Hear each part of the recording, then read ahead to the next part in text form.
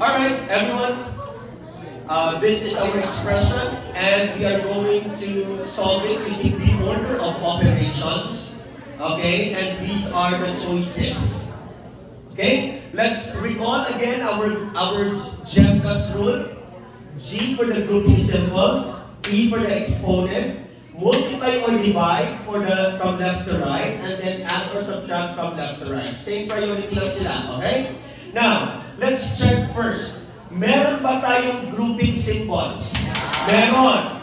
Okay, so let's just focus our attention here sa loob ng grouping symbol. Let's just ignore this. Ignore the 2 because it's outside the grouping symbol. Ignore the positive 25. Focus what's inside the grouping symbols. Now, look at the grouping symbols. Ano yung priority natin doon sa loob ng grouping symbols? May exponent tayo. Ito muna. Exponent muna. Let's write 8 plus 24 divided by, what is 2 raised to 3? 6. 6 ba? Hindi dapat 6 yun.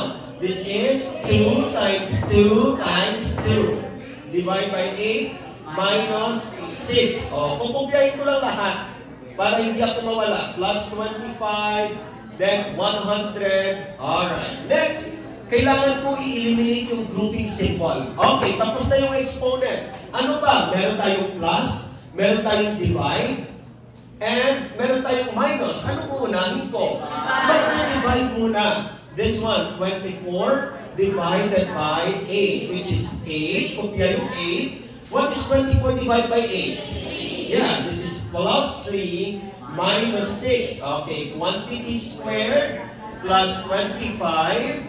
100. Oh, yan. Kukopyahin lang. Next, meron tayong plus, meron tayong minus. Ano yung nauna from natural?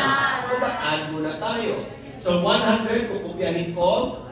8 plus 3, 11, minus 6, raised to 2 plus 25. Isa na lang. Wala na akong parentheses.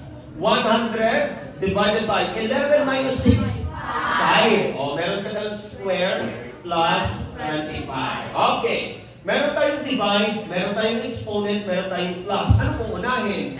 Exponent. 100 divided by? 25. Yes, 25 because that's 5 times 5 plus 25. Meron tayong divide and meron tayong plus. Ano kung unahin?